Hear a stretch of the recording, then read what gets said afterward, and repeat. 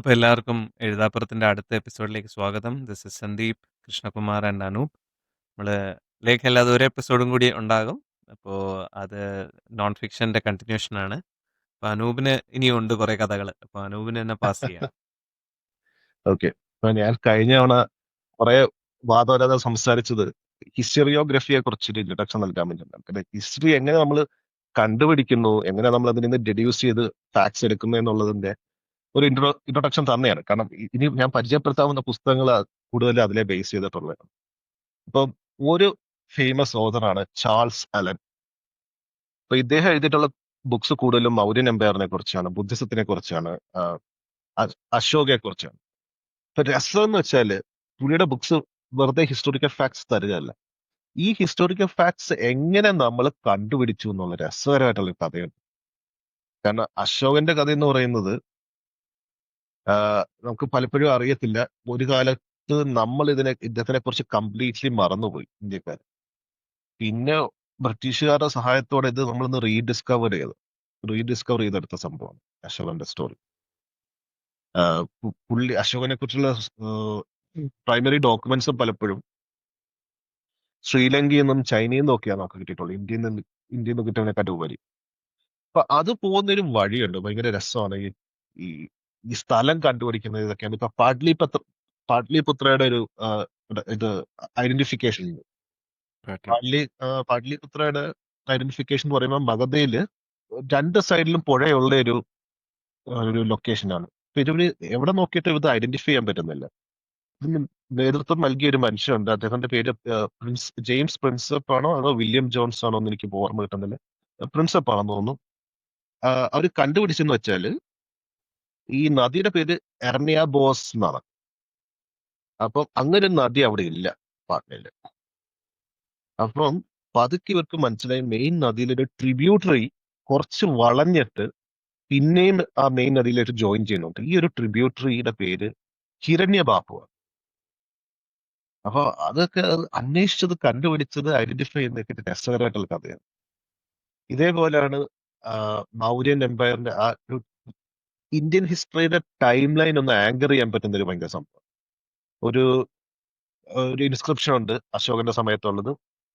ആ സമയത്തുള്ള 5 രാജാക്കന്മാർ ഈജിപ്തിലും ശ്രീലങ്കയിലും അങ്ങനെ മറ്റ് പല പല രാജ്യങ്ങളിലുള്ള രാജാക്കന്മാരുടെയൊക്കെ പേരുകളെല്ലാം വെച്ചിട്ടുള്ള ഒരു ഇൻസ്ക്രിപ്ഷൻ ഉണ്ടായിരുന്നു. ആ ഇൻസ്ക്രിപ്ഷൻ കിട്ടുമ്പോഴാണ് നമ്മൾ ആക്ച്വലി മറ്റ് സിവിലൈസേഷനുമായിട്ടുള്ള ഒരു ടൈം ലൈനുമായിട്ട് കമ്പയർ ചെയ്ത് നമുക്ക് ഇന്ത്യൻ ടൈം ലൈൻ ഒന്ന് ആങ്കർ ചെയ്യാൻ പറ്റുന്നത്. നമുക്കറിയാം അശോകന് മുന്നേ ബിന്ദുസാറിന് മുന്നേ ചന്ദ്രഗുപ്തനൊക്കെ അറിയാം. പക്ഷെ അത് എവിടാണ് BC 300 600 നമുക്കറിയില്ലല്ലോ. അത് ആങ്കർ ചെയ്യണ്ടേ. അപ്പൊ അത് വളരെ ഹെൽപ്ഫുൾ ആയിട്ടൊരു ഇൻസ്ക്രിപ്ഷൻ ആണ്. അപ്പൊ അതിനകത്ത് ഈജിപ്തിലുള്ള രാജാവിനെ തുരുമായ എന്നാണ് വിളിക്കുന്നത്. തുരുമായ ടോളമിയാണ്. അപ്പൊ അങ്ങനെ basically it's like detective work. അപ്പൊ അതിങ്ങനെ കണ്ടുപിടിച്ചു പോകുന്ന അങ്ങനത്തെ സംഭവം ഇഷ്ടമാണെങ്കിൽ ഡെഫിനറ്റ്ലി ഞാൻ റെക്കമെൻഡ് ചെയ്യുന്ന ഒരു ഓഥറാണ് ചാൾസ് അലൻ. അദ്ദേഹത്തിന്റെ ഒരു ബുക്കാണ് ബുദ്ധ ആൻഡ് ദ ഫ്യൂറർ ആൻഡ് ഡോക്ടർ ഫ്യൂറർ. അത് വ്യക്തമാക്കണം, ഫ്യൂറർ എന്ന് പറയുമ്പോൾ ഹിറ്റ്ലർ അല്ല. ഫ്യൂറർ എന്ന് പറയുന്ന ആന്റോൺ ഫ്യൂറർ എന്ന് പറയുന്ന ഒരു ജർമ്മൻ ആർക്കിയോളജിസ്റ്റ് ആണ്. പുള്ളിയും കുറച്ച് കോൺട്രവേഴ്ഷ്യലാണ്. കാരണം ഇപ്പൊ നമ്മൾ ചോദിക്കുകയാണെങ്കിൽ ഏതെങ്കിലും സ്റ്റുഡന്റിനോട് ചോദിക്കുകയാണ് ബുദ്ധൻ എവിടെ ജനിച്ചതെന്ന്, നമ്മളൊരു നേപ്പാളിലാണെന്ന് പറയും, കപിലവസ്തു എന്ന് പറയുള്ളൂ. ആക്ച്വലി നമുക്കറിയില്ല, എവിടെ കറക്റ്റ് ആയിട്ട് അറിയില്ല. കാരണം ഇത് നേപ്പാൾ എന്ന് ഐഡന്റിഫൈ ചെയ്തിരിക്കുന്ന, നേപ്പാൾ എന്ന് പറയുന്നത് നേപ്പാൾ ബോർഡറിലുള്ള സ്ഥലമാണ്. ഒന്ന് അങ്ങോട്ടും ഇങ്ങോട്ടും മാറിക്കഴിഞ്ഞാൽ ഇന്ത്യയിലോ നേപ്പാളിലോ ആകാം. ഇത് ഐഡന്റിഫൈ ചെയ്ത് ഫ്യൂറർ എന്ന് പറഞ്ഞ ആർക്കിയോളജിസ്റ്റ് ആണ്. കുറെ കാലം കഴിഞ്ഞപ്പോൾ മനസ്സിലായി ഇങ്ങനെ ഒരു മാസീവ് ഫ്രോഡും കൂടാണ്. പുള്ളി ഒരു ലൊക്കേഷനിലുള്ള എഫക്ട്സ് എല്ലാം കൂടെ കൊണ്ടുപോയി, ആർട്ടിഫാക്ട്സ് എല്ലാം എടുത്തുകൊണ്ട് പോയി വേറെ ലൊക്കേഷനിൽ കൊണ്ടുവച്ചിട്ട് മതി അവിടെ കണ്ടുപിടിച്ചാൽ. പുള്ളിയുടെ ഫൈൻഡിങ്സിൽ കൊടുത്തേക്കുന്ന രേഖകളിൽ കൊടുത്തേക്കുന്ന പല ആർട്ടിഫാക്ട്സിൽ ആക്ച്വലി ഇല്ല. പുള്ളി പടം വരച്ച് വെറുതെ സൃഷ്ടിച്ചെടുക്കുന്നതാണ്. എന്താ ഇതിന്റെ ഒരു മനസ്സുഖം എന്താ പുള്ളിക്ക് കിട്ടുന്നതെന്ന് എനിക്കറിയില്ല. പക്ഷെ ഇങ്ങനെ കുറെ ഫ്രോഡ് പരിപാടിയൊക്കെ ഉണ്ട്. അപ്പൊ പുള്ളിയാണ് ഇത് ഈ സംഭവം നേപ്പാളിലാണ് ബുദ്ധന്റെ ജന്മ സ്ഥലമെന്ന് കണ്ടുപിടിച്ചേക്കുന്നത്, പറഞ്ഞേക്കുന്നത്. ഇപ്പൊ ഈ ക്ലെയിം നമ്മൾ അന്വേഷിച്ച് പോയി കഴിഞ്ഞാൽ നമ്മൾ ചിലപ്പം വലിയൊരു വീണ്ടും ഓൾറെഡി നേപ്പാളിൽ പ്രശ്നമായിട്ടിരിക്കുക. ഇനി അടുത്ത കോൺട്രവേഴ്സി ഉണ്ടാക്കണ്ട, മിണ്ടായിരിക്കും, അത്രേ പറയാൻ പറ്റൂ. So anyway, this is something that if you like history, if you like historiography, ഞാൻ സ്ട്രോങ്ലി റെക്കമെൻഡ് ചെയ്യുന്നത്. കാരണം നമുക്ക് അറിയുന്ന ഹിസ്റ്ററി എന്ന് വെച്ചാൽ നമ്മൾ ഹിസ്റ്ററി ബുക്സ് വായിക്കുന്ന ഹിസ്റ്ററിയാണ്. എങ്ങനെ ഫോം ചെയ്തു നമ്മൾ അറിയണ്ട. അപ്പൊ അതിനുള്ളത് നല്ല ബുക്കാണ്. നല്ല ബുക്ക് നല്ല നല്ല ഓതറാണ്. You can search for his other works. പുള്ളിയുടെ മറ്റേ ഷാങ്ക്രിലയെ പറ്റി ഞാൻ കേട്ടിട്ടുണ്ടായിരുന്നു. അത് ഞാൻ വായിച്ചിട്ടില്ല. പക്ഷെ അതാരോ എനിക്ക് റെക്കമെൻഡ് ചെയ്തതായിരുന്നു. പുള്ളിക്ക് കൂടുതൽ ഇൻട്രസ്റ്റ് ഇതാണ് ബുദ്ധിസം, അതുമായിട്ടുള്ള അവരോട് ചേർന്ന് കിടക്കുന്ന മൗര്യൻ എംപയർ അങ്ങനത്തെ കാര്യങ്ങളിലൊക്കെയാണ്. വേറൊരു ബുക്ക് ചേറായി രാമദാസിന്റെ സ്മാർത്ത വിചാരം, താത്രി സ്മാർത്ത വിചാരം എന്നുള്ള പുസ്തകമാണ്. അപ്പൊ ഇത് കുറച്ചുകൂടെ എക്സ്റ്റെൻസീവ് ആണ്. ഒരുപാട് രേഖകളെയൊക്കെ വെച്ച് കമ്പൈൽ ചെയ്യുന്നത്. ഈ ഒരു ബുക്ക് ഞാൻ പുള്ളിയുടെ കാര്യം എന്ന് വെച്ചാല് ചെയ്തതിന്റെ കാര്യം എന്ന് വെച്ചാല് പലപ്പോഴും നമുക്ക് ഒരു ഹിസ്റ്റോറിക്കൽ സ്റ്റോറി കിട്ടിക്കഴിഞ്ഞാൽ നമ്മുടെ മെയിൻ ത്വരയെന്ന് വെച്ചാൽ നമ്മൾ ഇതൊരു നരേറ്റീവായിട്ട് മാറ്റും. ഒന്നെങ്കിൽ lower cast versus upper cast, അല്ലെങ്കിൽ ദ എക്സ്പ്ലോയിറ്റഡ് വേഴ്സസ് ദ എക്സ്പ്ലോയിറ്റർ, അല്ലെങ്കിൽ one community versus other community, അല്ലെങ്കിൽ ഇൻഡിജിനസ് വേഴ്സസ് ദ കൊളോണൈസർ. അങ്ങനെ നമ്മളൊരു ഒരു നരേറ്റീവ്, ഒരു കോൺസ്പിറസിയിലൂടെ പതുക്കെ നീങ്ങി പറയാൻ ശ്രമിക്കും. അത് നേരത്തെ പറഞ്ഞ പോലെ ഒരു സിംഗുലർ നെറേറ്റീവിന്റെ ഒരു ഡേഞ്ചർ ആണത്. അപ്പൊ ഞാൻ മുമ്പ് ഇതിനെക്കുറിച്ച് വായിക്കാൻ ഞാൻ പുസ്തകം വാങ്ങിച്ചിരുന്നു. അതിന്റെ പേര് ഞാൻ ഓർക്കുന്നില്ല. അത് വായിച്ചപ്പം എന്തോ ഒരു മാനിഫെസ്റ്റോ വായിച്ച പോലായിരുന്നു. ലൈക്ക് താത്തർകുട്ടിയുടെ വ്യഭിചാരം എന്ന് പറയുന്നത് it's like A revolution, revolt against patriarchy എന്നുള്ള രീതിയിൽ അതിന് മാറ്റിമറിച്ച് അങ്ങനെ റീഡ് ചെയ്യാൻ ശ്രമിക്കുന്ന ഒരു പുസ്തകമാണ്. When you read it you will understand it's they are trying very hard. ആ പുസ്തകത്തിൽ കൂടുതൽ വേറൊന്നും ഇല്ല, ഇത് മാത്രമേ ഉള്ളായിരുന്നു. But in comparison to that, കൂടുതൽ പറയുന്നില്ല. When you read about this നമുക്ക് മനസ്സിലാവും ഇറ്റ്സ് നോട്ട് ലൈക്ക് ദാറ്റ്. താത്രിക്കുട്ടിക്കും കുറച്ച് കുഴപ്പമുണ്ട്, പൊതുവെ സൊസൈറ്റിക്കും കുറച്ച് കുഴപ്പമുണ്ട്, പേട്രിയാർക്കിക്കും കുറച്ച് കുഴപ്പമുണ്ട്. There is no revolt, there is it's a demystification of history. നമ്മൾ വേറെ നരേറ്റീവ്സ് ഒന്നും വായിക്കാതെ ഇത് വായിക്കുമ്പോൾ നമുക്ക് അല്ല, അത് ബേസിക്കലി ഇന്നത്തെ വേൾഡിനെന്നല്ല, ഇൻ ജനറൽ വേൾഡിനെ ആക്സെപ്റ്റ് ചെയ്യാൻ പറ്റാത്തൊരു കാര്യമാണ് ഈ ഫസി ലോജിക് എന്ന് പറയുന്നത്. There is absolutely nobody who is all white, there is absolutely nobody who is all black. നമ്മൾ നറേറ്റീവ് എഴുതുമ്പോൾ unfortunately it is made that way. അതാണ് നമുക്ക് we should not keep people on pedestals. We should not have any heroes or villains. അത് നല്ലൊരു ടൂളാണ്. ആർമിയിലേക്ക് ആൾക്കാരെ recruit ചെയ്യാനും കുറച്ച് പേട്രിയോട്ടിസം അടിച്ചു കയറ്റാനും ഒക്കെ നല്ലൊരു ടൂളാണ്. പക്ഷെ never keep our heroes on pedestals. വേറൊരു last book Aryans, Jews, Brahmins, it's by Dorothy Figueira. പുള്ളിക്കാരി വെൻഡി ഡോണിഗർ എന്ന് പറയുന്ന ഇന്ത്യൻ ഒരു ശിഷ്യം കൂടാണെന്ന് എനിക്ക് തോന്നുന്നത്. ഇതിന്റെ ഒരു നരേഷൻ എന്ന് വെച്ചാൽ മോഡേൺ ഹിന്ദുത്വയും ഒരു നിയോനാസി ഐഡിയോളജിയൊക്കെ ഫോം ചെയ്തൊരു ബാക്ക്ഗ്രൗണ്ട് ഉണ്ട്. നമ്മള് ചരിത്രം ഒന്ന് എക്സ്പ്ലോർ ചെയ്യുമ്പോൾ നമുക്ക് മനസ്സിലാവും ജർമ്മൻ ഇൻഡോളജിസ്റ്റുകളാണ് ഏറ്റവും പ്രോമിനന്റ് ആയിട്ടുള്ള ഇന്ത്യയിലെ പ്രോമിനന്റ് ആയിട്ടുള്ള ഇൻഡോളജിസ്റ്റുകൾ. അധികവും അവർക്കൊരു പ്രത്യേക ഫാസിനേഷൻ ഉണ്ടായിരുന്നു. അപ്പൊ ഇത് വായിക്കുമ്പോൾ നമുക്ക് മനസ്സിലാവും ഈ ഒരു സംഭവം വന്നതിന്റെ ഒരു മെയിൻ കാരണം എന്ന് വെച്ചാൽ, ഇപ്പൊ ജർമ്മനിയിൽ നമുക്കറിയാം, ജർമ്മനി പഴയ ജർമ്മനി എന്ന് പറയുമ്പോൾ നമ്മളെപ്പോഴും കണക്ട് ചെയ്യുന്ന ആന്റിസെമിറ്റിസമായിട്ടാണ്. കറക്റ്റുമാണ്. ഇപ്പം ഒരു ജർമ്മൻ പോപ്പുലേഷനുള്ള ഒരു പ്രജുഡിസ് എന്ന് വെച്ചാൽ, ജ്യൂസിനോടുള്ള ഒരു പ്രജുഡിസ് എന്ന് വെച്ചാൽ, ജ്യൂസ് എപ്പോഴും ഒരു ആൻസെസ്ട്രി ക്ലെയിം ചെയ്യും. We are God's chosen people and we were like പണ്ട് പോലെ ഞങ്ങൾക്കൊരു ഹിസ്റ്ററി ഉണ്ട്. പണ്ട് പോലെ ഡെസേർട്ടിലൊക്കെ ഉള്ള ഒരു ഗ്രൂപ്പാണ്. We have not change our religion, we always Jews എന്നുള്ളൊരു ഫീലിംഗ് ഉണ്ടായിരുന്നു. അറ്റ് ദ സെയിം ടൈം ജർമ്മൻസിന് അതൊരു ഇൻഫീരിയോറിറ്റി കോംപ്ലക്സ് ഉണ്ടാക്കും. കാരണം most Germans were Christians and they were converted Christians because they didn't come from Middle East. So Gentiles convert ചെയ്താണ്. Christians അത്. അപ്പൊ അവർക്ക് അവകാശപ്പെടാൻ ഒരു പാരമ്പര്യമില്ല.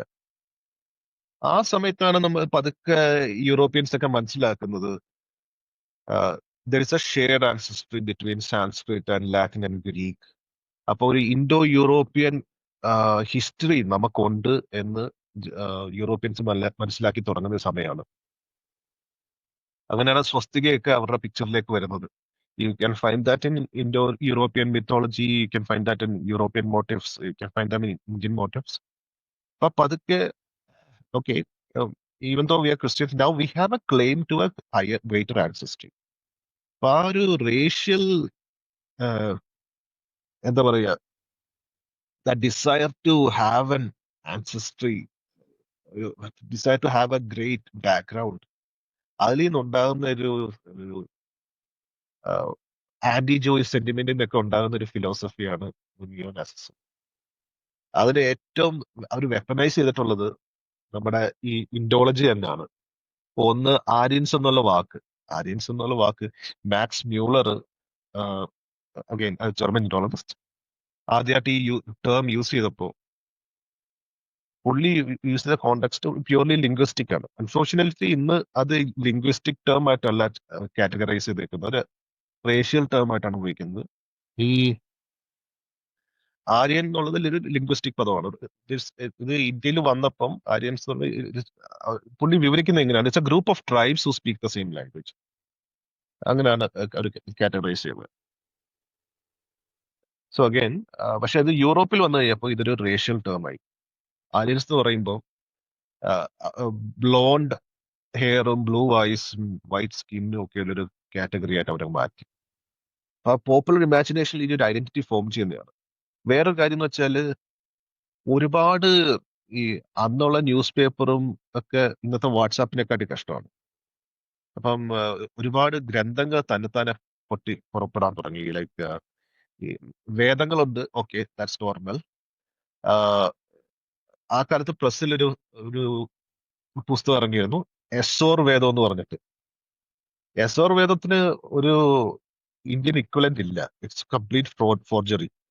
പക്ഷെ ഇത് ഭയങ്കര പോപ്പുലറായി. ഇതില് നമ്മുടെ ഒറിജിൻസിനെ കുറിച്ച് സംസാരിക്കുന്നുണ്ടെന്നൊക്കെ പറഞ്ഞ് ഭയങ്കര പോപ്പുലറായി യൂറോപ്പിലൊക്കെ. അപ്പൊ അങ്ങനെ കുറെ മിസ്ഇൻഫോർമേഷനിലൊക്കെ അതിൽ നിന്ന് തുടങ്ങുന്ന ഒരു ഐഡിയോളജിയാണ് നാസിസം.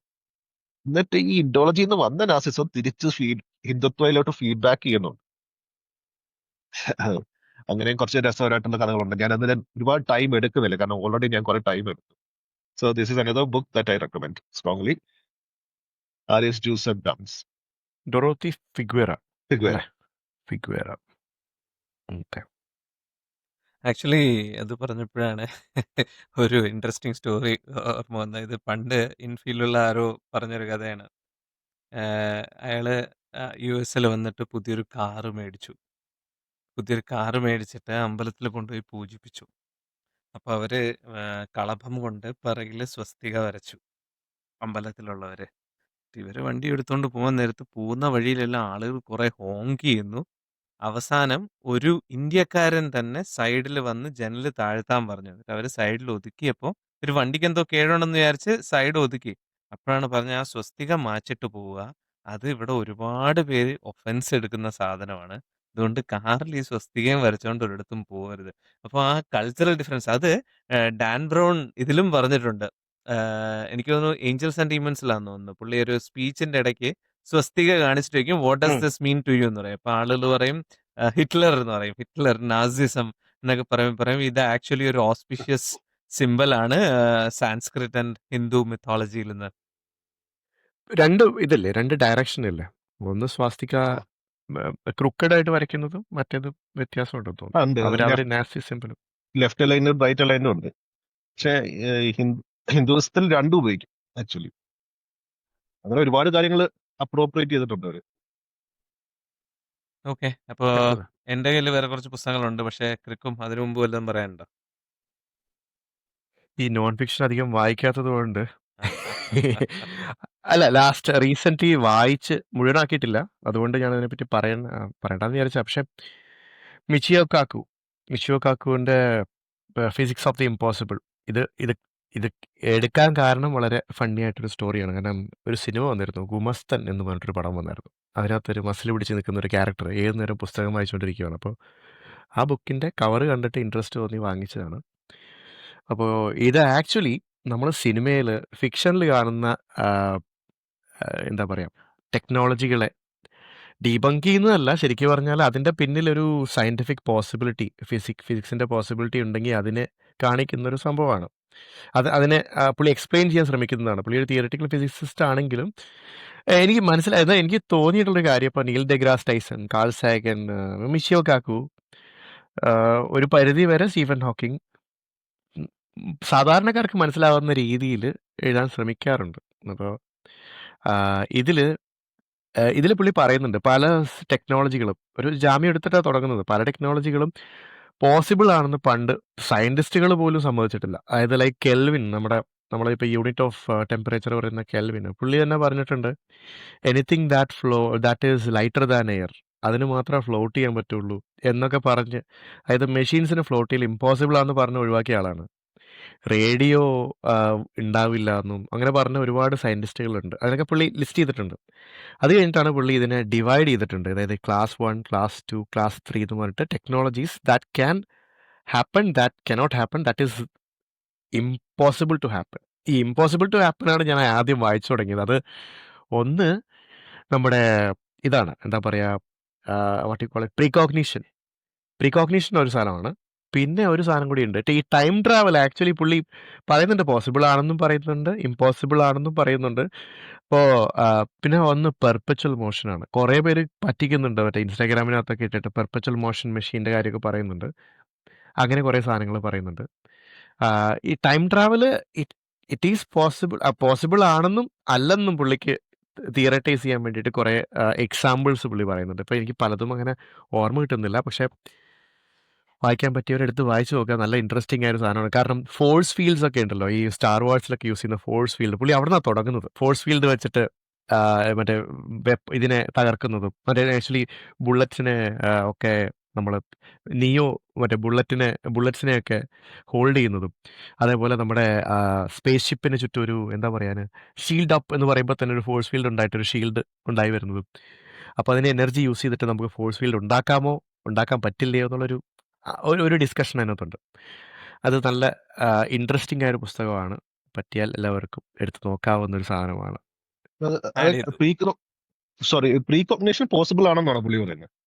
അല്ല, പുള്ളി പറയുന്നത് അതിന്റെ പോസിബിലിറ്റിയെ പറ്റി പുള്ളി പറയുന്നുണ്ട്. അതായത് അത് ക്ലാസ് 3 അടങ്ങുന്ന, ഇപ്പോൾ ഇമ്പോസിബിൾ ആണ്. പുള്ളിയുടെ അവസ്ഥ വെച്ച് പുള്ളി അതിൽ കുറച്ച് റീസൺസ് പറയുന്നുണ്ട്, എനിക്കത് ക്ലിയർ ആയിട്ട് ഓർമ്മയില്ല. കാരണം precognition is almost equal to time travel. അതായത് പോയി തിരിച്ചു വരണം, എന്നാലാണ് നമുക്ക് കാര്യം മനസ്സിലാവുള്ളൂ. വേറൊരു കാര്യമുണ്ട്, പ്രോബബിലിറ്റി ആൻഡ് സ്റ്റാറ്റിസ്റ്റിക്സ് വെച്ചിട്ട് ഇന്ന സാധനം നടക്കില്ല എന്നുള്ള കേസ് പറയുന്നുണ്ട്. That is astrology, that is for another book എന്ന് പറഞ്ഞ പുള്ളി ഒരു കാര്യം പറയുന്നുണ്ട്. ആക്ച്വലി അങ്ങനെ കുറച്ച് സാധനങ്ങളുണ്ട്. വളരെ ഇൻട്രസ്റ്റിംഗ് ആണ്, കുറച്ച് നല്ല വിറ്റിയാണ്, സറ്റിൽ വിറ്റുകൾ ഒരുപാടുണ്ട് അതിനകത്ത്. നല്ല സംഭവമാണ്. Humorous read as well as informative. ഒന്ന് ട്രൈ ചെയ്യാവുന്ന സാധനമാണ്. ഇൻട്രസ്റ്റിംഗ്. ഞാനത് ആഡ് ചെയ്തു. ഞാൻ അത് പറഞ്ഞപ്പോൾ ഞാൻ ഒരു പുസ്തകം ഓർത്താണ് അതുപോലെ വായിച്ചത്. ഞാനത് മിസ് ചെയ്തേനെ. Astrophysics for people in a hurry എന്ന് പറഞ്ഞിട്ട് നീൽ ഡിഗ്രാസ് ടൈസന്റെ പുസ്തകം. വളരെ ഹ്യൂമറസ് ആയിട്ട് ഇതിനെക്കുറിച്ച്, ആസ്ട്രോഫിസിക്സിനെ കുറിച്ച് പറഞ്ഞു പോകുന്നതാണ്. എന്ന് വെച്ചാൽ ഭയങ്കര നീൽ ഡിഗ്രാസ് ടൈസന്റെ സ്റ്റൈലുണ്ടല്ലോ, വളരെ ആക്സസിബിൾ ആയിട്ട് കഥ പറയുന്നത്. അങ്ങനെ പുള്ളി പറഞ്ഞു പോയേക്കുന്ന സാധനമാണ് astrophysics for people in a hurry. ഒരുപാട് സാധനങ്ങൾ കവർ ചെയ്യുന്നുണ്ട്. മറ്റേ origin of the universe, black holes, dark energy. അതില് ഭയങ്കര രസമുള്ള ചില കോട്സ് ഒക്കെ ഉണ്ട്. അതിൽ ഒരെണ്ണം പറയുന്നതാണ്, the universe has no obligation to make sense to you. പുള്ളിയുടെ ഈ അടുത്തിടയ്ക്കൊരു ഇന്റർവ്യൂവിലും പുള്ളി അത് വളരെ പറഞ്ഞിട്ടുണ്ട്. എന്ന് പറഞ്ഞു കഴിഞ്ഞാൽ ഈ UFO എന്താണ് എന്ന് പറയുമ്പം ആളുകൾ എല്ലാവരും അതിനെക്കുറിച്ച് തിയറി പറയുന്നുണ്ട്. അപ്പോൾ പുള്ളി പറഞ്ഞത് the real maturity is understanding that you can not explain everything with your knowledge. നമ്മുടെ നോളജ് ഇപ്പോഴും ഫൈനൈറ്റ് ആണ്. അതിന് പുറത്തുള്ള സാധനങ്ങളുണ്ട്. അത് എല്ലാ അന്യഗ്രഹ ജീവിയാണെന്ന് പറയുന്നതിന് മുമ്പ് നമ്മള് അതെല്ലാ അന്യഗ്രഹ ജീവി കാരണമാണ് എന്ന് നമ്മൾ പറയുകയാണെങ്കിൽ അതിനർത്ഥം നമ്മൾ മണ്ടത്തരമാണ് കാണിക്കുന്നത്. നമുക്ക് എല്ലാം അറിയില്ല എന്ന് നമ്മൾ അക്നോളജ് ചെയ്യാൻ മിസ് ചെയ്യുന്നിടത്താണ് നമ്മൾ ഈ എല്ലാ സാധനത്തിനെയും നമുക്ക് അറിയാവുന്നത് കൊണ്ട് എക്സ്പ്ലെയിൻ ചെയ്യാൻ നോക്കുന്നത് എന്ന് പുള്ളി പറയുന്നുണ്ട്. ട്രൂ.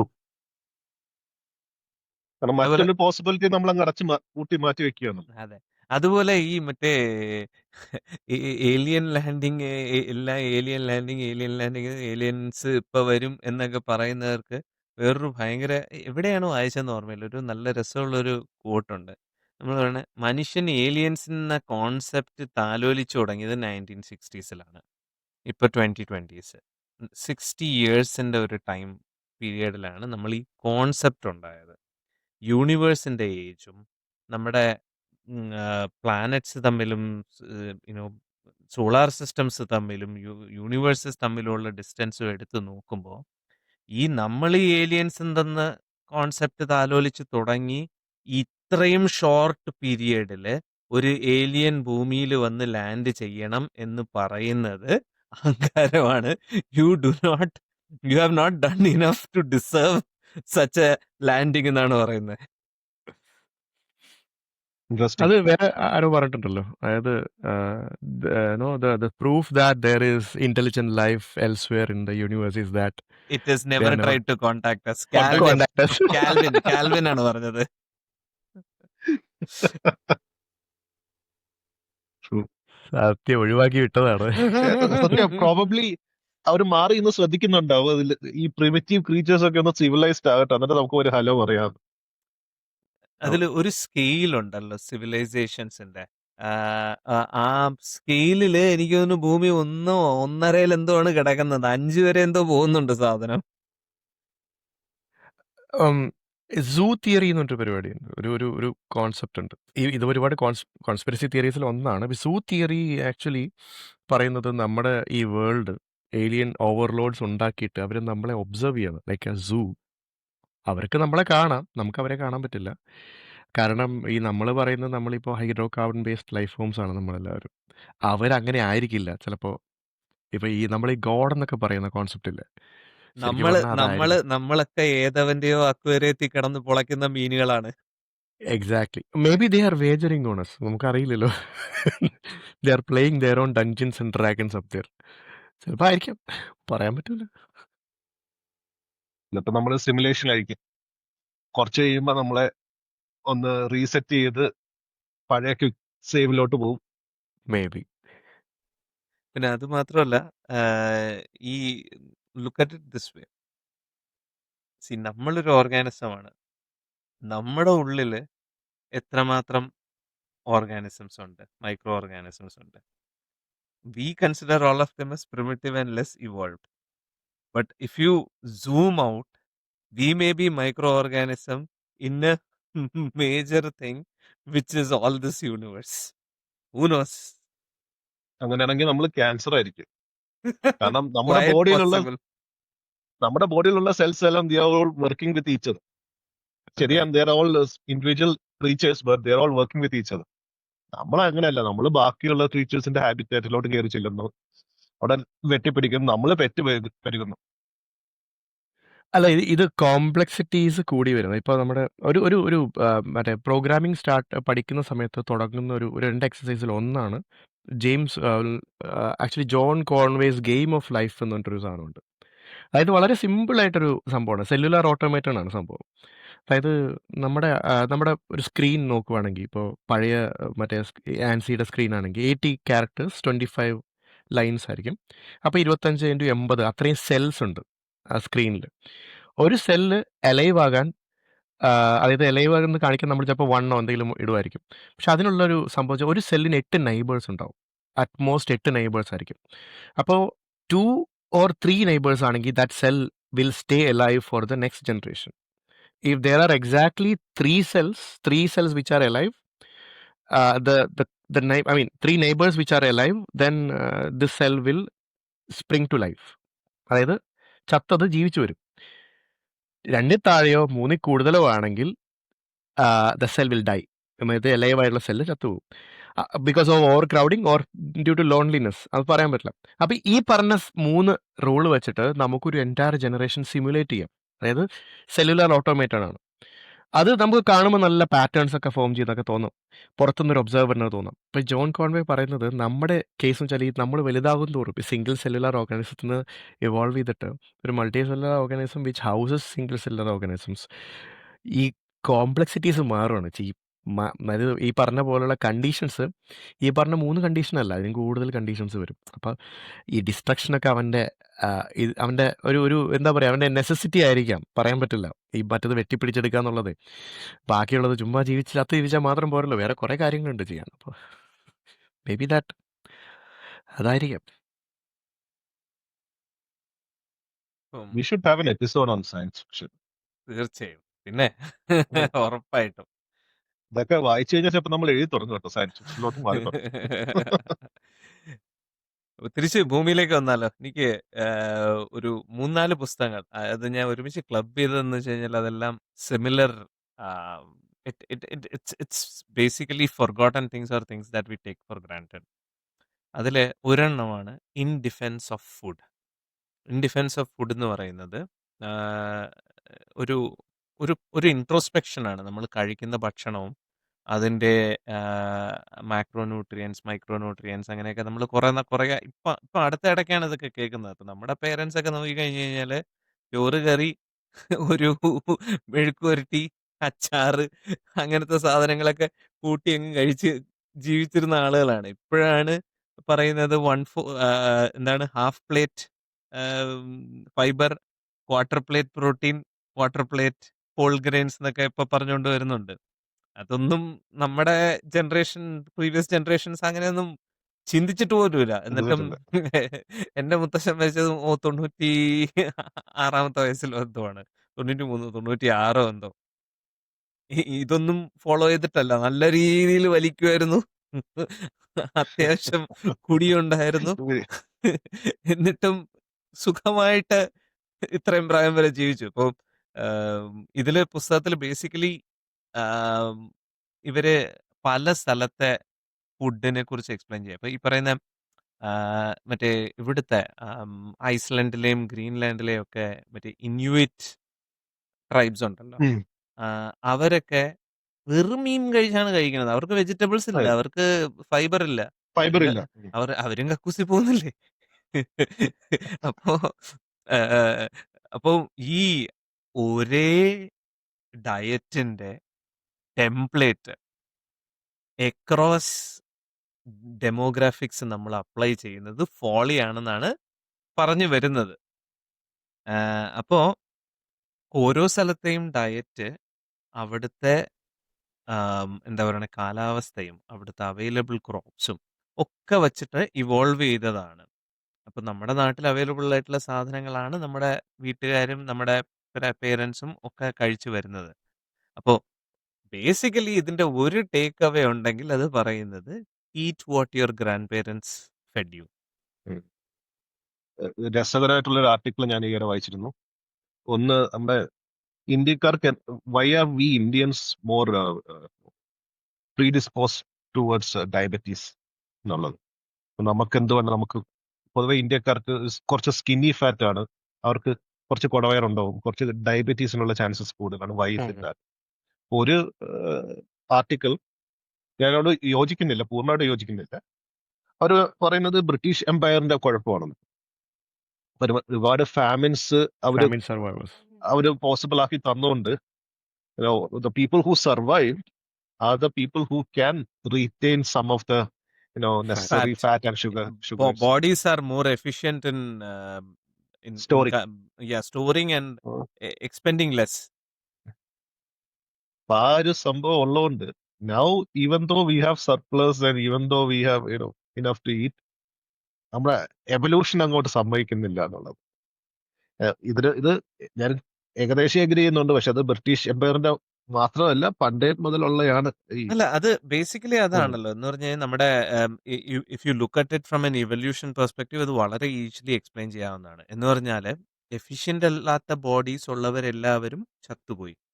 അപ്പം സർവൈവ് ചെയ്തവരുടെ ജീൻസ് ആണ് നമുക്കൊക്കെ വന്നിട്ടുള്ളത്. അപ്പൊ അതില് മ്യൂട്ടേഷൻസ് ഉണ്ടാവും, മ്യൂട്ടേഷൻസിൽ അഡാപ്റ്റേഷൻസ് ഉണ്ടാവും. ഈ efficiency of storage of fat കൂടുതൽ ഉണ്ടാകുന്നു എന്നുള്ളത്. അപ്പം ഇവല്യൂഷണറി ടേംസിൽ നോക്കിക്കഴിഞ്ഞാൽ അത് സത്യമാണ്. അങ്ങനത്തെ ജീൻസ് ആണ് പാസ് ത്രൂ ചെയ്തത്. ഞാൻ അത്രേ പറയുന്നുള്ളൂ. ജസ്റ്റ് 200 years ഓഫ് ഡാറ്റ കൊണ്ട് മാത്രം അത് സംഭവിക്കുമോ? ഐ തിങ്ക് പ്രോബബ്ലി ഇന്ത്യയിൽ മുമ്പ് ഫാമിൻസ് ഉണ്ടായിരുന്നു. അതെല്ലാം കൂടെ ചേർന്ന് നമുക്ക് കിട്ടിയ ഒരു ബോണസ് ആണ്. ഇതേപോലെ ദേശി ഘീയെ പറ്റിയിട്ട് എന്തോ ഒരു സംഭവം അത് എനിക്ക് തോന്നുന്നു ഇൻസ്റ്റാഗ്രാമിനകത്ത് എന്തോ കണ്ടതാണ്. ഈ അരവിന്ദ് വിജയ് മോഹൻ ഒക്കെ പറഞ്ഞിട്ട് കുറേ പേരുണ്ടല്ലോ ഇതുപോലെ ഫാക്സിന്റെ കുറച്ച് ആൾക്കാരുണ്ട്. അത് അതിലും എന്തോ ഇതിനെപ്പറ്റി പറയുന്നുണ്ടായിരുന്നു. നമ്മൾ ദേശി ഘീ ഈ എന്താ പറയുക കൊളസ്ട്രോൾ ഡ്രഗ്സ് ഇല്ലേ നമ്മുടെ നാട്ടിൽ ഒരുപാട് അവർ പുഷ് ചെയ്യുന്നുണ്ട് പുറത്തുനിന്നുള്ള ഫാമേഴ്സൊക്കെ. ഇവിടെ അതിനൊരു മാർക്കറ്റൊന്നും ഉണ്ടായിരുന്നില്ല. അപ്പോൾ ഈ നമ്മുടെ ദേശി ഘീ വെച്ചിട്ട് അങ്ങനെ ആർക്കും നമ്മൾ പണ്ട് മുതലേ അതാണ് മറ്റേ നോർത്തിലൊക്കെ ഒരുപാട് കൺസ്യൂം ചെയ്തിട്ടുണ്ട്. പക്ഷേ അതിനൊന്നും ഈ കൊളസ്ട്രോളിൻ്റെ റിസ്കുകളൊന്നും പറഞ്ഞിട്ടില്ല. അപ്പോൾ എനിക്ക് തോന്നുന്നു എനിക്ക് കൊളസ്ട്രോൾ ഫിഗേഴ്സ് ഇവിടെ ലോവർ ചെയ്തിട്ടുണ്ടെന്നോ, അതായത് ഇങ്ങനെ വന്നു കഴിഞ്ഞാൽ കൊളസ്ട്രോൾ എന്താ പറയുക അതിൻ്റെ ഫിഗേഴ്സ് ലോവർ ചെയ്തിട്ടുണ്ടെന്നോ, അതോ വേറെ എന്തോ ഇൻട്രൊഡ്യൂസ് ചെയ്തിട്ട് നമ്മുടെ ഫുഡിൽ വേറെ എന്തൊക്കെയോ ഇൻട്രൊഡ്യൂസ് ചെയ്തിട്ട് നമുക്ക് കൊളസ്ട്രോൾ വന്ന് അങ്ങനെ നമ്മൾ ഈ പറഞ്ഞ പോലെ ദേശി ഘീ നമ്മൾ ഔട്ടാക്കുകയും അതുപോലെ ഇതിൻ്റെ ഡ്രഗ്സിൻ്റെ സെയിൽ കൂട്ടുമോ അങ്ങനെ എന്തോ ഒരു കോൺസ്പിറസി തിയറി അല്ല അത് പൂർണ്ണമായിട്ടും. അങ്ങനെ കുറച്ച് കാര്യങ്ങൾ കേട്ടിട്ടുണ്ട്. ഇതുമായിട്ട് കൂട്ടി വായിക്കാം. മെയിൻ പ്രോബ്ലം എന്ന് വെച്ചാൽ ഇങ്ങനത്തുള്ള സ്റ്റഡീസിന് കൺട്രോൾഡ് എക്സ്പെരിമെന്റ്സ് പോസിബിലിറ്റി ഭയങ്കര കുറവാണ്. കാരണം ഇപ്പൊ 2 കൺട്രോൾ ഗ്രൂപ്പ് ഉണ്ടാക്കിയാലും രണ്ടുപേരുടെ ഫിസിയോളജി ചിലപ്പോൾ സെയിം ആയിരിക്കില്ല 2 ഗ്രൂപ്പില്. അതുകൊണ്ട് നമുക്കത് കണ്ടുപിടിക്കാൻ ഭയങ്കര പ്രയാസം. പിന്നെ വേറൊരു കാര്യം കൂടെ ഉണ്ട്. ഈ സ്റ്റഡീസ് സ്പോൺസർ ചെയ്തിരിക്കുന്നത് ആരാണെന്നുള്ളത് വളരെ ഇമ്പോർട്ടന്റ് ആണ്. കാരണം അവര് അവരുടെ പോയിന്റ് ഓഫ് വ്യൂ അല്ലെങ്കിൽ അവരിത് ഫണ്ട് ചെയ്യുന്നത് അവരുടെ സാധനം കൊള്ളാം എന്ന് പറയിപ്പിക്കാൻ വേണ്ടിയിട്ടാണ്. അപ്പം അതെ. ഈ സീരിയല് കോൺഫ്ലേക്സ് ബാക്കി സാധനങ്ങളൊന്നും കഴിക്കാൻ പാടില്ല എന്ന് പറഞ്ഞത് കോൺഫ്ലേക്സുകാര് വന്നിട്ട് മുട്ടയ്ക്ക് കൊളസ്ട്രോൾ ഉണ്ടെന്ന് പറഞ്ഞത് കോൺഫ്ലേക്സുകാരാണ്. Kellogg's. അങ്ങനെ ഫണ്ട് ചെയ്ത് ചെയ്യിപ്പിക്കുന്നതും ഉണ്ട് ഇതിന്റെ അകത്ത് ഒരുപാട്. നമ്മുടെ നാട്ടിൽ ചക്കയുടെ പൊടി വെച്ചിട്ടൊരു ഒരു ഒരു ഇത് വന്നിരുന്നു. ഞാൻ ബ്രാൻഡിൻ്റെ പേര് പറയുന്നില്ല. അത് മറ്റേ ഇത് കുറയ്ക്കാൻ ഷുഗർ കുറയ്ക്കാൻ നല്ലതാണെന്ന് പറഞ്ഞിട്ട് അതിനെ ബാറ്ററായിട്ട് യൂസ് ചെയ്യാം. ഇപ്പോൾ അത് വെച്ച് ചപ്പാത്തി ഉണ്ടാക്കാം, മറ്റേ ദോശയിൽ ചേർക്കാം. അങ്ങനെയൊക്കെ ചേർത്ത് കഴിഞ്ഞാൽ കഴിക്കുമ്പോൾ നമുക്ക് പതുക്കെ ഫൈബറിൻ്റെ കണ്ടൻറ്റ് കൂടും, ഇത് കുറയും, മറ്റേ എന്താ പറയുക ഷുഗർ കുറയും എന്നൊക്കെ പറഞ്ഞ് ഒരുപാട് അഡ്വർടൈസ്മെൻറ്റ് അതിൻ്റെ സ്റ്റഡി ഉണ്ടായിരുന്നു. ആക്ച്വലി അതൊക്കെ പബ്ലിഷ് ചെയ്തിരുന്നു. അതൊക്കെ ഫാൾസിഫൈഡ് ആണെന്നുള്ള രീതിയിൽ പിന്നെ അതിന് എതിരെ കേസൊക്കെ കൊടുത്ത് അത് ഫാൾസിഫൈഡ് ആണെന്ന് പുറത്തു വന്നിരുന്നു. കാരണം ആ സ്റ്റഡിയിൽ പങ്കെടുത്ത ആൾ ഇതിൻ്റെ മാനേജിങ് ഡയറക്ടറാണ് ഒരാൾ പുറത്തുനിന്നൊരു സായിപ്പ് തൽക്കാലത്തേക്ക്. പുള്ളി ഒരു ന്യൂട്രീഷനിസ്റ്റ് ആണ്, അത്രേ ഉള്ളൂ. അങ്ങനെ ഉള്ള സംഭവങ്ങളുണ്ട്. ഇപ്പം നമ്മളിവിടെ ഏതൊരു സ്ഥലത്ത് പോയി കഴിഞ്ഞാലും ഇപ്പോൾ ഡയറ്റീഷ്യൻ വരും. ഡയറ്റീഷ്യൻ വന്നിട്ട് നമ്മുടെ ഫുഡ് ഹാബിറ്റ്സ് ഒക്കെ ചോദിച്ച് മനസ്സിലാക്കിയിട്ട് പുള്ളിയുടെ സൈഡിൽ തന്നെ 2-3 ന്യൂട്രീഷൻ സപ്ലിമെൻറ്റ്സ് ഇരിപ്പുണ്ടാവും. ഫസ്റ്റ് സാമ്പിൾ ഫ്രീ, അത് കഴിഞ്ഞ് നിങ്ങൾക്ക് ഇഷ്ടപ്പെട്ടാൽ പിന്നെയും നമുക്ക് കണ്ടിന്യൂ ചെയ്യാം എന്ന രീതിയിൽ പറയാൻ വരുന്ന ആൾക്കാരല്ലേ. എക്സാക്ട്ലി. അപ്പൊ എനിക്ക് ഇതിലൊരു പേഴ്സണൽ ജേർണി ഉണ്ട്. ഞാൻ കുറച്ചുനാള് ഏതാണ് ഏറ്റവും ബെസ്റ്റ് എണ്ണ എന്നുള്ളത് തപ്പി നടന്നിട്ടുള്ളത്. കുറച്ച് റിസർച്ച് ഒക്കെ ചെയ്യാൻ ശ്രമിച്ചു. കുറച്ച് നാള് ഞാൻ കനോല ഓയിലാണ് ഉപയോഗിച്ചുകൊണ്ട്. അത് കാനഡയിൽ നിന്നാണ്. പിന്നെ മനസ്സിലാക്കി അതിന്റെ സ്റ്റഡീസ് കൂടുതലും സ്പോൺസർ ചെയ്യുന്നത് കാനഡയിൽ നിന്നുള്ള ഓർഗനൈസേഷൻസ് ഒക്കെയാണ്. പിന്നെ അതിൽ നിന്ന് മാറി ഞാൻ സൺഫ്ലവർ ഓയിലിലോട്ട് മാറി, സീഡ് ഓയിൽസിലോട്ട് മാറി. പിന്നെ അവിടുന്ന് ചാടി കോക്കനട്ട് ഓയിലിലോട്ട് മാറി. ഏത് ഓയിൽ എടുത്താലും അതിന് സപ്പോർട്ട് ചെയ്യാൻ സ്റ്റഡീസ് ഉണ്ട്. അതാണ് ഏറ്റവും രസം. ഇതെല്ലാം അന്ന് ഉള്ള ട്രെൻഡ് അനുസരിച്ച് ഞാനിങ്ങനെ ചാടി പോവുമായിരുന്നു. ഇപ്പൊ മതിയാക്കി. ഇപ്പൊ എണ്ണ മാക്സിമം കുറച്ച് ഉള്ളത് എന്താന്ന് വെച്ച് അഡ്ജസ്റ്റ് ചെയ്ത് പോവുക. അല്ല അതിലും വേറൊരു ഇൻട്രസ്റ്റിംഗ് കാര്യമുണ്ട്. ഇപ്പൊ പറയുന്നത് എണ്ണ ഒരു പ്രശ്നമേ അല്ല, പൗഡേർഡ് ഗ്രെയിൻ ആണ് പ്രശ്നം എന്നാണ് പറയുന്നത്. എനിക്കറിയില്ല എന്താ വിശ്വസിക്കുന്നത്. ഇപ്പൊ പറയുന്നതെന്ന് വെച്ച് കഴിഞ്ഞാല് fat slows down the absorption. ഇപ്പൊ നമ്മുടെ ഇതിന്റെ അകത്ത് ആമാശയത്തിൽ ഫാറ്റ് ചെന്ന് കഴിഞ്ഞാൽ നമ്മുടെ ഡൈജസ്റ്റീവ് പ്രോസസ് സ്ലോ ഡൗൺ ചെയ്തിട്ട് ഷുഗറിന്റെ സ്പൈക്ക് കുറയ്ക്കും എന്നാണ് പറയുന്നത്. ഇപ്പൊ എന്റെ ഡയറ്റീഷ്യൻ പറഞ്ഞേക്കുന്ന ഇതാണ്: ഫാറ്റ് കൺസ്യൂം ചെയ്തോളൂ, മീറ്റ് കൺസ്യൂം ചെയ്തോളൂ, cut down on sugars and carbohydrates. പണ്ട് എന്റെ സ്വഭാവം ഈ ചിക്കൻ മാത്രം തിന്നുന്നതായിരുന്നു. അതൊക്കെ എത്ര കഷ്ടപ്പെട്ടാണ് ചോറും ചപ്പാത്തിയൊക്കെ എന്റെ കൂടെ ചേർത്തെന്ന് എനിക്ക് അറിയുള്ളൂ. ഇപ്പൊ അതില്ലാതെ പറ്റില്ല. അപ്പോ അത് കഴിഞ്ഞിട്ട് വേറെ ഇതേപോലെ വളരെ ഇൻട്രസ്റ്റിംഗ് ആയിട്ടുള്ളൊരു സാധനം ഉണ്ടായിരുന്നത് in um, why we sleep. എൻ്റെ ലൈഫിൽ ചേഞ്ച് ഉണ്ടാക്കിയ പുസ്തകങ്ങളിലൊന്നെന്ന് ഡെഫിനറ്റ്ലി പറയാം. അത് ഉറക്കത്തിൻ്റെ ഇമ്പോർട്ടൻസും ആം, എന്തുകൊണ്ട് നമ്മുടെ സ്ലീപ്പ് ഹാബിറ്റ്സ് ചേഞ്ച് ചെയ്യുന്നു, ടീനേജേഴ്സ് ആവുമ്പോഴും വലുതാവുമ്പോഴും ഉള്ള സ്ലീപ്പ് ഹാബിറ്റ്സ് എന്തുകൊണ്ട് ചേഞ്ച് ചെയ്യുന്നു, ബെസ്റ്റ് ഉറക്കത്തിന് എന്ത് വേണം, അങ്ങനെയൊക്കെ ഒരുപാട് നല്ല രസമുള്ള സാധനമാണ്. അപ്പോൾ അതിൽ ഇവർ പറയുന്ന ഒരു ഭയങ്കര ടേക്ക് അവേ എന്ന് പറയുന്നത്, നമ്മുടെ ജീവിതത്തിൽ ഒരു ദിവസം ഒരു മനുഷ്യ ശരീരത്തിൽ 4 ക്യാൻസർ സെൽസ് ഉണ്ടാവുന്നുണ്ട്. ഈ 4 ക്യാൻസർ സെൽസിനെ നമ്മുടെ ഇമ്മ്യൂൺ സിസ്റ്റം തന്നെയാണ് കില്ല് ചെയ്യുന്നത്. അത് മുഴുവൻ നടക്കുന്നത് നമ്മൾ ഉറങ്ങുമ്പോഴാണ്. അപ്പോൾ if you give a longer time for the body to sleep, for the body to rest, അപ്പോൾ ആ ഇമ്മ്യൂൺ സിസ്റ്റത്തിന് അത്രയും കൂടുതൽ വർക്ക് ചെയ്ത് അത്രയും കൂടുതൽ ഇത് അവോയ്ഡ് ചെയ്യാൻ പറ്റും.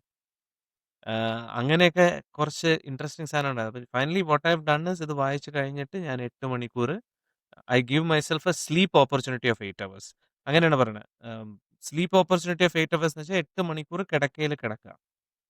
പിന്നെ അതിൻ്റെ കൂടെ വേറെ കുറച്ച് സപ്ലിമെന്ററി ആയിട്ടൊരു ഇതുണ്ട്. ഈ ബുദ്ധിസ്റ്റ് ഒരു ടീച്ചിങ് ഉണ്ട്.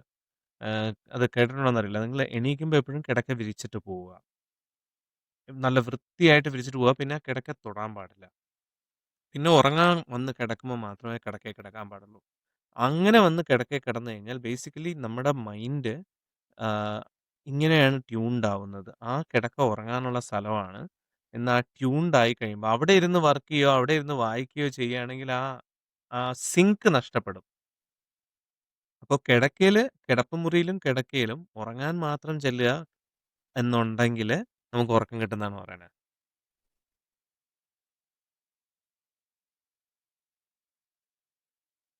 ഉറക്കത്തിന്റെ കാര്യത്തിൽ ഇതുവരെ പ്രശ്നമില്ലാത്തതുകൊണ്ട് അത് എവിടെ ഇരുന്നാലും ഉറങ്ങിപ്പോയി കുഴപ്പമില്ല. പിന്നെ അതുപോലെ വേറെ 2 പുസ്തകങ്ങളുണ്ട്. എനിക്ക് തോന്നുന്നു അതും കൂടെ പറഞ്ഞിട്ട്, unless you have something else to add, നമുക്ക് ഈ എപ്പിസോഡ് വൈൻഡ് അപ്പ് ചെയ്യാം. ഒരെണ്ണം ബ്രെത്ത് എന്ന് പറഞ്ഞിട്ടൊരു സാധനമാണ്. ഇതുപോലെ ഉറക്കത്തിനെയും ഭക്ഷണത്തിനെയും ഒക്കെ പോലെ ശ്വസിക്കുന്നതിൻ്റെ ഇമ്പോർട്ടൻസ്. അപ്പോൾ ഇതിനു വേണ്ടിയിട്ട് ഈ റൈറ്റർ 1 മാസം മൂക്കിൻ്റെ അകത്ത് കോർക്ക് വെച്ച് മൂക്ക് അടച്ച് നടന്നു. എന്നിട്ട് ശ്വാസം മുഴുവൻ വായിക്കൂടെയാണ് ചെയ്തത്. അത് കഴിഞ്ഞിട്ട് അയാളുടെ ഫിസിയോളജിക്കൽ ഡിഫറൻസസും അയാൾക്ക് വന്ന അസുഖങ്ങളും ഡയബറ്റീസും കൊളസ്ട്രോളും എല്ലാം അടിച്ചു കയറി. 1 മാസം മൗത്ത് കൊണ്ട് ബ്രീത്ത് ചെയ്തുകൊണ്ട് മാത്രം സംഭവിച്ചതാണ്. അങ്ങനെ പുള്ളി തുടങ്ങിയിട്ട് പുള്ളി യോഗ, ബ്രീത്തിങ് എക്സസൈസ് എല്ലാത്തിലും പോകുന്നുണ്ട്. അപ്പം അവർ പറയുന്നത് the ideal pace four breathing എന്ന് പറഞ്ഞു കഴിഞ്ഞാൽ 6 ബ്രെത്ത്സ് പെർ മിനിറ്റ് ആണ്. നമ്മളൊക്കെ ബ്രീത്ത് ചെയ്യുന്ന ഒരു 17-18 ബ്രീത്ത്സ് പെർ മിനിറ്റ്. അത് കൂടുന്തോറും പ്രശ്നങ്ങൾ കൂടും എന്നാണ് പറയുന്നത്. അപ്പോൾ നമ്മൾ ഓം ചാൻറ്റ് ചെയ്ത് ബ്രീത്ത് ചെയ്യുന്നതും എക്സാക്ട്ലി 6 ബ്രെത്ത്സ് പെർ മിനിറ്റ് ആണെന്നാണ് പറയുന്നത്. അപ്പോൾ അയാൾ അതിൽ കുറച്ച് മറ്റേ ഹിന്ദു യുനോ മിത്തോളജി അല്ല, ട്രഡീഷൻസുമായിട്ടും ഒക്കെ കണക്ട് ചെയ്യുന്നുണ്ട്. ബട്ട് എഗെയിൻ ഒരുപാട് ഒരുപാട് എൻജോയ് ചെയ്ത് വായിച്ചൊരു പുസ്തകമാണ്. പുള്ളി എന്നിട്ട് അതിൽ അവസാനം നന്നാവാനായിട്ട് നമ്മുടെ ബ്രീത്തിങ് നന്നാവാനായിട്ട് പുള്ളി കുറച്ച് ടിപ്സ് തരുന്നുണ്ട്. ഒന്ന്, ഹം യുവർ സോങ്സ്. പാടുന്നതിന് പകരം മൂളിപ്പാട്ട് പാടുകയാണെങ്കിൽ ഇത് ലങ് പവർ കൂട്ടും എന്നാണ് പറയുന്നത്. അതുപോലെ ബ്രീത്തിങ് എക്സസൈസ്, അങ്ങനെ കുറേ കാര്യങ്ങൾ പുള്ളി പറയുന്നുണ്ട്. പക്ഷേ അതിൽ പുള്ളി ഇൻട്രസ്റ്റിംഗ് ആയിട്ട് പറഞ്ഞതാണ്, ഹം ചെയ്യുകയാണെങ്കിൽ നമ്മുടെ ബ്രീത്തിങ് പവർ നല്ലപോലെ കൂടും അത്ര, ലങ്സിൻ്റെ പവർ. ചുരുക്കത്തിൽ ജലദോഷമാണെങ്കിൽ നമുക്ക് ആ മാസം പണി കിട്ടാൻ ചാൻസ് ഉണ്ട് അല്ലെ? മൗത്ത് ബ്രീത്തേഴ്സ്. അതെ അതെ. ജലദോഷമാണെങ്കിൽ ഒരു കാരണവശാലും മൗത്ത് ബ്രീത്തിങ് ചെയ്യരുതെന്നാണ് പറയുന്നത്. ഒരു കാരണവശാലും മൗത്ത് ബ്രീത്ത് ചെയ്യരുതെന്ന്. അത് ഈ അയാളുടെ ഏതൊരു ഫ്രണ്ട് എന്തോ ഒരു മെക്സിക്കൻ ഫാമിലിയിൽ നിന്നുണ്ടായിരുന്നു.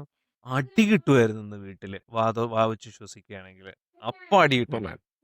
ബ്രീത്ത് ത്രൂ യുവർ നോസ് എന്ന് കോൺസ്റ്റന്റ് ആയിട്ട് റിമൈൻഡ് ചെയ്യുമായിരുന്നു. കൂർക്കം വലിക്കുന്നത് അപ്പൊ നല്ല പണി കിട്ടുന്നത് ചാൻസ് ഉണ്ട്. കൂർക്കം വലിക്കുന്നവർക്ക് അപ്പൊ ചാൻസ് ഉണ്ട് അല്ലേ? കൂർക്കം വലിന്റെ ഓർമ്മ ശരിയാണെങ്കിൽ അതിനെക്കുറിച്ചും എന്തൊക്കെയോ ഉണ്ടായിരുന്നു. എങ്ങനെ അവോയ്ഡ് ഉം. ചെയ്യാമെന്നൊക്കെ ഉള്ളത്. അതും അതിൻ്റെ അകത്തുണ്ടായിരുന്ന അതൊരു ഡെഫിനിറ്റ്ലി ഒരു very good scientific journal on breathing. അതുകൊണ്ട് ഞാൻ എന്തായാലും വായിക്കും. തീർച്ചയായിട്ടും വായിക്കാം. എനിക്കും വായിക്കണം. കൂർ ഇ- ഇ- കമ്പനിയുടെ ഒരു ഇ- ഞാനീ ഒരു പറഞ്ഞ പ്രശ്നമാണ്. ഞാനീ പറഞ്ഞ 3 പുസ്തകവും ഇനി 4ാമത് പറയുന്ന പുസ്തകവും നമുക്ക് ലൈഫിൽ അപ്ലൈ ചെയ്യാവുന്ന പ്രിൻസിപ്പിൾസ് ആണ്. Why we sleep, breathe, in defence of it, 4ാമത്തത് ഡോപ്പമിനേഷൻ. ഡോപ്പമിനേഷൻ സംസാരിക്കുന്നത് how we are getting more and more deeper into a society that that supports അല്ലെങ്കിൽ that creates a culture of addiction to dopamine. അപ്പോൾ ഈ പിള്ളേരുടെ ഇപ്പോൾ for example take this കൊക്കോമെലൺ എന്ന് പറഞ്ഞ സാധനമുണ്ട്. ഒരുമാതിരി എല്ലായിടത്തും പിള്ളേർ കാണുന്ന പരിപാടിയാണ്. അതൊക്കെ പിള്ളേർക്ക് കൊടുത്തു കഴിഞ്ഞു കഴിഞ്ഞാൽ എന്തുമാത്രം അഡിക്ഷൻ ആണ് ആ പിള്ളേർക്ക് ഉണ്ടാവുന്നതെന്നാണ്. എന്ന് വെച്ച് കഴിഞ്ഞാൽ ഇതിൻ്റെ ആ കളേഴ്സും ആ റിച്ച് സാധനങ്ങളും ആ ലൗഡ് മ്യൂസിക്കും ഒക്കെ it creates constant supply of dopamine in kids. അതുപോലെ നമ്മുടെ ഗെയിമിങ് എനിക്ക് ആക്ച്വലി അത് നല്ല എക്സ്പീരിയൻസ് ഉണ്ട്. കാരണം ഒരു 6 മാസം എൻ്റെ ഭാര്യ 6 മാസമല്ല 4 മാസം ഭാര്യ ഇവിടെ ഇല്ലായിരുന്നു. അപ്പം ഞാനും മോനും മാത്രമേ ഉണ്ടായിരുന്നുള്ളൂ. അപ്പം എനിക്ക് പണി ഉണ്ടായിരുന്നപ്പോൾ എനിക്കൊരു നിവൃത്തിയില്ല. ഞാനിവനെ പോയി കളിച്ചോളാൻ പറയും. റോബ്ലോക്സ് കളിച്ചോളാൻ പറയും. ഒരു 2 മണിക്കൂർ 1.5 മണിക്കൂർ അതാണ് ത്രെഷോൾഡ്. ആ 1.5 മണിക്കൂറിനപ്പുറം റോബ്ലോക്സ് കളിക്കുകയാണെങ്കിൽ immediately the visible change in behaviour നമുക്ക് കാണാൻ പറ്റും. തറുതല പറച്ചില്, വൈനിങ് അങ്ങനെയല്ല. കാരണം ഈ ഡോപ്പമിന്റെ സപ്ലൈ ഇങ്ങനെ കോൺസ്റ്റന്റ്ലി വന്നിട്ട് അത് കട്ട് ഓഫ് ആവുമ്പോൾ there is A complete change in the reaction. അപ്പോൾ ഇത് really talks about dopamine detoxification, അങ്ങനത്തെ ഒരുപാട് കാര്യങ്ങളെ കുറിച്ച് പറയുന്ന ഒരു ബുക്കാണ് ഡോപ്പമിൻ നേഷൻ. എഗെയിൻ അതും വേറെ വായിച്ച ചില പുസ്തകങ്ങളാണ്. ഓഫ് കോഴ്സ് അത് പിന്നെ ഒരു കോൺവെർസേഷനിൽ കൊണ്ടുവരാൻ സെൽഫ് ഹെൽപ്പ് ബുക്സിലുള്ളതാണ് ചിലതൊക്കെ. അതിലും രണ്ടും കൂടെ ടൈ ചെയ്യുമ്പോൾ പറയുന്നത് allow yourself to be bored എന്നാണ്. I mean I'm guilty of it. ഞാൻ ഒരിക്കലും ഞാൻ ബോർഡ് ആവുന്നില്ല. കാരണം ഞാൻ കാലത്ത് നടക്കാൻ പോകുമ്പോൾ ഞാൻ എന്താ ചെയ്യുന്നത് വെച്ചാൽ ഞാൻ ഹെഡ്ഫോണിൽ ഓഡിയോ ബുക്ക് കേൾക്കുകയാണ്. തുണി മടക്കുമ്പോൾ ഓഡിയോ ബുക്ക് കേൾക്കുകയാണ്. അല്ലെങ്കിൽ വെറുതെ ഇരിക്കുമ്പോൾ പാട്ട് കേൾക്കും. അങ്ങനെ അടുക്കളയിൽ ഞാൻ കുക്ക് ചെയ്യുകയാണെങ്കിൽ ഞാൻ സൈഡിൽ എന്തെങ്കിലും പോഡ്കാസ്റ്റ് എടുത്ത് വയ്ക്കും. അപ്പോൾ ദർ ഇസ് ദിസ് കോൺസ്റ്റന്റ് ബ്രെയിനിനെ കോൺസ്റ്റന്റ്ലി നമ്മൾ വർക്ക് ചെയ്യിച്ചുകൊണ്ടിരിക്കുകയാണ്. ഈ ബ്രെയിൻ ബോർഡ് ആവുമ്പോഴാണ് നമുക്ക് ഐഡിയാസ് വരുന്നതെന്നാണ് പറയുന്നത്. സോ ക്രിയേറ്റിവിറ്റി വരുന്നത്. അപ്പോൾ again right dopamine is a killer of all of that എന്നാണ് ആ പുസ്തകം കൺക്ലൂഡ് ചെയ്യുന്നത്. 100%. വേറൊരു കാര്യം കൂടി ചേർക്കണം. ഇൻസ്റ്റാഗ്രാമിലെ റീൽസ്. ഞാൻ ആ ഏരിയയിലേക്ക് പോകാറില്ല കേട്ടോ. റീൽസും ഷോർട്സും I stay away from them like plague. നമ്മുടെ ഐ എം ഓൾസോ ഗിൽറ്റി. നമ്മുടെ ഈ പോഡ്കാസ്റ്റിന്റെ ഷോർട്സ് ഒക്കെ ഉണ്ടാക്കി ഞാൻ തട്ടാറുണ്ട്. പക്ഷെ ഫോർ എ ഗ്രേറ്റർ കോസ്. ഞാൻ ഇവിടെ ഇടയ്ക്ക് റീൽസിലോട്ടൊക്കെ കേറും. പിന്നെ ടൈം പോകുന്ന അറിയത്തില്ല. പെട്ടുപോയതാ. ഡൂം സ്ക്രോളിങ് ഇങ്ങനെ പൊക്കോണ്ടിരിക്കും. സി അത് മാത്രല്ല ഇപ്പൊ ബ്രെയിൻ റോട്ട് ഒരു ആക്സെപ്റ്റഡ് ആയിട്ടൊരു പദമായിട്ട് AI റിലേറ്റഡ് കണ്ടന്റ് അല്ലേ? അതെ. അല്ല ആക്ച്വലി ബ്രെയിൻ റോട്ട് ഒരു ഇതായിട്ട് ഡിക്ഷണറി കയറിയെന്നുണ്ടെങ്കിൽ തന്നെ അതിനർത്ഥം വലിയൊരു ഡേഞ്ചറിലായി നമ്മൾ പോയിക്കൊണ്ടിരുന്നത്. പെരൽ എന്നൊക്കെ പറഞ്ഞ ഇത് തന്നെയാണ് സംഭവം. ഇപ്പോൾ കഴിഞ്ഞ ദിവസം ഞാനൊരു റീല് കണ്ടതാ. അതിനകത്ത് കുറേ ക്യാരക്ടേഴ്സിനെ കാണിച്ചിരിക്കുക, AI ജനറേറ്റഡ് ക്യാരക്ടേഴ്സ്. ചിമ്പാൻസീനി, ബനാനീനി. അതായത് പിള്ളേർക്ക് അത് റെക്കഗ്നൈസ് ചെയ്യാൻ പറ്റും. നമുക്കിപ്പോൾ AI എന്ന് പറയുമ്പോൾ AIയുടെ ഏറ്റവും വലിയ പ്രൊസീജിയർ ജനറേഷൻ്റെ ഏറ്റവും വലിയ കുഴപ്പമെന്ന് വെച്ചാൽ 1000 ബൗൾസ് ഓഫ് ഓട്ട് മീൽ എന്നൊരു സാധനമുണ്ട്. അതായത് നമുക്ക് എങ്ങനെ മറ്റേ പ്രൊസീജിയറലി ജനറേറ്റ് ചെയ്ത സാധനമാണെങ്കിലും ഇപ്പോൾ ഓട്ട് മീൽസിൻ്റെ ബൗള് പോലെ രണ്ടെണ്ണം തമ്മിൽ തിരിച്ചറിയാൻ നമുക്ക് പറ്റൂല. ആക്ച്വലി രണ്ടും it's a bowl of oatmeal for us അല്ലേ. പക്ഷെ ഇവർക്ക് ഈ പറഞ്ഞ ക്യാരക്ടേഴ്സിനെ തിരിച്ചറിയാൻ പറ്റും. അതായത് ഇന്ന ആള് കാപ്പുച്ചീനോ അസാസിനോ ആണെന്നും ഇത് ചിമ്പാൻസിനി ബനാനീനി ആണെന്നും ഒന്നുമില്ല. കാപ്പുച്ചീനോ അസാസിനോ എന്ന് വെച്ചാൽ മറ്റേ ഒരു കോഫി കപ്പ്, ആ കോഫി കപ്പിൽ ഒരു അസാസിൻ്റെ പടം, നമ്മുടെ ഇൻകോഗ്നിറ്റോ ഡാബിൻ്റെ ഐക്കണില്ലേ അത് വെച്ചിരിക്കുന്നു. മറ്റേതൊരു ഒരു ചിമ്പാൻസിയും ബനാനയും കൂടി ഫ്യൂസ് ചെയ്തൊരു സാധനം. ഇതൊക്കെ കണ്ടു കഴിഞ്ഞാൽ ഇവർക്ക് മനസ്സിലാകും എന്നുള്ളതാണ്. അവർക്ക് എവിടെ നിന്ന് റെക്കഗ്നൈസ് ചെയ്യാൻ പറ്റും. നമുക്ക് എല്ലാം ജനറേറ്റഡ് കണ്ടന്റ് മാത്രമാണ്. അതാണ് പ്രശ്നം. എവിടുന്ന് അതിന്റെ ഒറിജിൻ? ഇറ്റാലിയൻ ബ്രെയിൻ റോട്ട് എന്ന് സെർച്ച് ചെയ്താൽ മതി, ഈ സാധനം മുഴുവൻ അത് വരും. ഇതൊക്കെ അവർ പേരുണ്ടാക്കുന്നതാണ്. അതായത് അവർക്ക് ഇറ്റലിയായിട്ട് ബന്ധമില്ല, ആകെ ബ്രെയിൻ റോട്ട് മാത്രമായിട്ടേ ബന്ധമുള്ളൂ. അതേ accept it is brain rote. അതാണ് ഏറ്റവും വലിയ കാര്യം. കുറേ ചാനലുകൾ ഇതിനു വേണ്ടി മാത്രമുണ്ട്, ഈ കണ്ടന്റിന് വേണ്ടി മാത്രം. ഇതൊന്നും റെഗുലേറ്റ് ചെയ്യുന്നില്ല ഈ യൂട്യൂബ് ഒന്നും. അങ്ങനെ ഈ സാധനം റെഗുലേറ്റ് ചെയ്യുന്നില്ല. കാരണം ഇൻഫിനിറ്റ് സപ്ലൈ ഓഫ് ഡോപ്പമീൻ ആണ് ശരിക്കും പറഞ്ഞാൽ ജനറേറ്റീവ് AI തരുന്നത്. അത് കാൽ ന്യൂപോർട്ട് എന്ന് പറഞ്ഞ ഒരാളുണ്ട്. പുള്ളിയുടെ ഒരു പുസ്തകത്തിന് പിന്നെ ഒരിക്കൽ പറയാം. കാൽ ന്യൂപോർട്ടിന്റെ ഒരു പോഡ്കാസ്റ്റിൽ കഴിഞ്ഞ ആഴ്ച പുള്ളി ഒരു പോഡ്കാസ്റ്റ് റിലീസ് ചെയ്തായിരുന്നു. അപ്പോൾ അതിൽ പറഞ്ഞേക്കുന്നത് ഒരു ഹ്യൂമൻ ഐക്യൂവിൻ്റെ ഒരു ചാർട്ട് ആരോ പ്ലോട്ട് ചെയ്തിട്ടുണ്ട്. അപ്പോൾ എനിക്ക് തോന്നുന്നു 1940s തൊട്ട് എന്തോ അത് പ്ലോട്ട് ചെയ്ത് തുടങ്ങിയതാണ്. അതിൽ human IQ has been constantly increasing. From 2010, it started declining. And what happened in 2010? Smartphones. അപ്പോൾ പുള്ളി പറയുന്നത് ചില കാര്യങ്ങൾ, leave your phone in the kitchen when you are at home, അല്ലെങ്കിൽ the farthest room when you are at home എന്നാണ് പുള്ളി പറയുന്നത്. സത്യം. Anything else? ഇത്രയും പുസ്തകങ്ങളൊക്കെ പറഞ്ഞു, ഇനി വല്ലതും ആഡ് ചെയ്യാനുണ്ടോ? ഇല്ല, കൺക്ലൂഡ് ചെയ്യാൻ. അനൂപിന് ഇറങ്ങാറായി. ഏത് സിനിമയാണ് നമ്മുടെ ലോക? പൊളിച്ചിട്ട് വാ. അടിപൊളി. ഓക്കെ, എനിക്കിനിയും കാണാനുണ്ട്. അപ്പോൾ thank you all for joining us. This is Ezhuthapuram signing off. Sandeep, Krishnakumar and Anoop. Have a wonderful day. Bye. By.